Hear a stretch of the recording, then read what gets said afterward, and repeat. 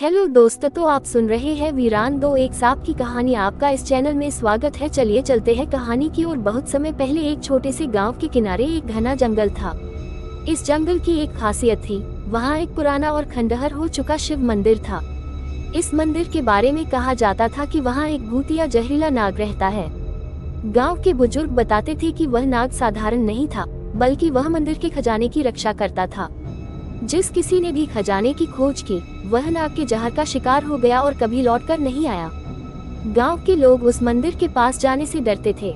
मंदिर के चारों ओर हमेशा अजीबोगरीब आवाजें सुनाई देती और रात को वहां नीली रोशनी दिखाई देती। लोग कहते थे कि नाग की आत्मा वहां भटकती रहती है और वह किसी को भी जिंदा नहीं छोड़ता।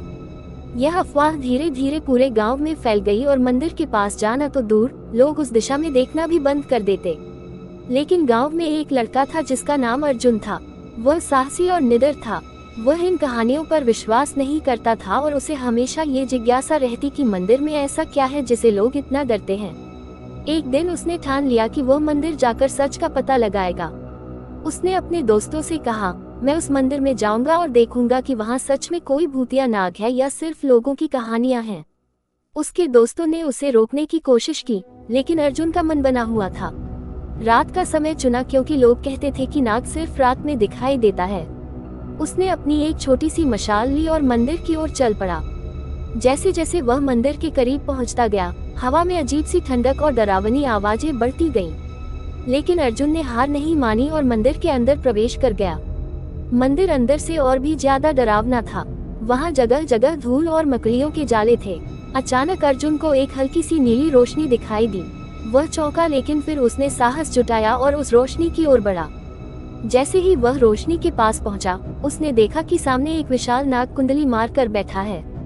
उसकी आंखें लाल थीं और वह अर्जुन को घूर रहा था। अर्जुन के पैरों के नीचे से जैसे जमीन खिसक गई। वह समझ नहीं पाया कि क्या करे। नाग धीरे धीरे उसकी ओर बढ़ने लगा। अर्जुन ने मशाल को मजबूती से पकड़ लिया और पीछे हटने लगा। लेकिन तभी नाग ने फुफकार मारी और अर्जुन पर झपटा। अर्जुन ने तुरंत मशाल नाग की ओर फेंकी और नाग आग से डरकर पीछे हट गया। अर्जुन को एक मौका मिला और वह तेजी से मंदिर के बाहर भागा। उसने गांव में लौटकर सबको बताया कि वहां सच में एक भूतिया नाग है और वह बेहद खतरनाक है। गांव के लोग अर्जुन की बात सुनकर और भी डर गए और उन्होंने उस मंदिर को हमेशा के लिए बंद कर दिया। उस दिन के बाद से किसी ने भी उस मंदिर की ओर जाने की हिम्मत नहीं की। लोग कहते हैं कि वह नाग अब भी उस मंदिर में है और उसकी आत्मा हमेशा वहां मौजूद रहती है, उस खजाने की रक्षा करती हुई जिसे आज तक कोई हासिल नहीं कर सका।